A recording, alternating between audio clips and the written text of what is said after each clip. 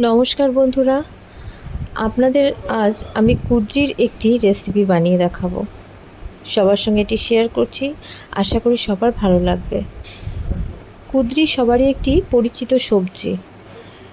এটি লম্বা লম্বা করে কেটে আলুর সঙ্গে লম্বা লম্বা করে কেটে নিতে হবে।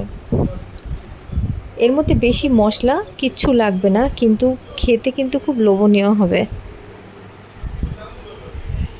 কুদ্রি ভাজা আমরা সকলে খেয়েছি, আলু দিয়ে বা এমনি নর্মাল ভাজা কুদ্রির, কিন্তু এই সবজিটি বানানোর পরে কিন্তু এই সবজিটি বারবার বানাতে আপনাদের ইচ্ছে করবে। সামান্য তেল কড়াইতে দিয়ে এর মধ্যে কিছু গোটা মশলা, যেরকম 5 ফোড়ন আর শুকনো লঙ্কা, গোটা গরম মশলা, এগুলো আমি ফোড়ন দিয়ে নিলাম। এরপরে যে আমাদের কেটে রাখা কুঁদরি আর আলু, এটা এর মধ্যে দিয়ে নিতে হবে।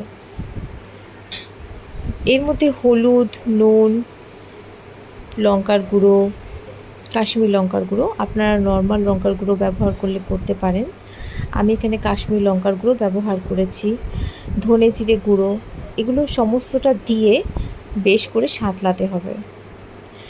একটুখানি যখন লালচে লালচে হবে, তখন এর মধ্যে বেটে রাখা বা আপনারা আমি গ্রেট করে নিয়েছি, আপনারা চাইলে পেস্ট করে নিতে পারেন, টমেটো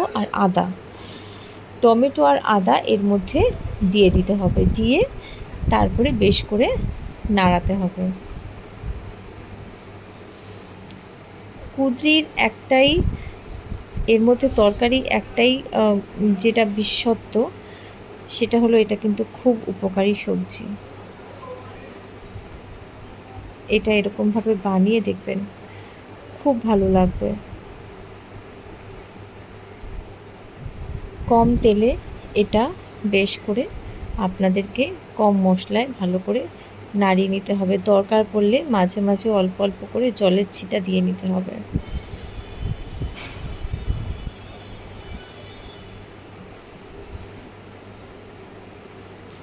আমি এখানে ধনে গুঁড়ো, জিরে গুঁড়ো এগুলো যখন আমি টমেটো বাটাটা দিয়েছিলাম, টমেটো পেস্টটা দিয়েছিলাম, তখন দিয়েছিলাম। আপনারা চাইলে আগে বা পরেও দিতে পারেন। নুন, গুড়, আমি মিষ্টি হিসেবে গুড় ব্যবহার করি, আপনারা সবাই জানেন। নুন, গুড়, গুঁড়ো গরম মশলা, এগুলো আমি দিয়ে নিয়েছি। এর মধ্যে আপনারা সামান্য ঘিও ব্যবহার করতে পারেন। দিয়ে বেশ করে আমি এটাকে সাঁতলে নিয়ে আমি এটাকে ভাপিয়ে রান্না করেছি। বেশিক্ষণ সময় লাগে না, আলুটা সেদ্ধ হতে যা সময় লাগে। তারপরে হয়ে গেলে পরে আপনারা একটি পাত্রে নামিয়ে নিয়ে এটা গরম ভাতের সঙ্গে পরিবেশন করবেন। আপনাদের আশা করি খুব ভালো লাগবে এই কুঁদরি আলুর রেসিপি। আপনারা সবাই ভালো থাকবেন, ধন্যবাদ।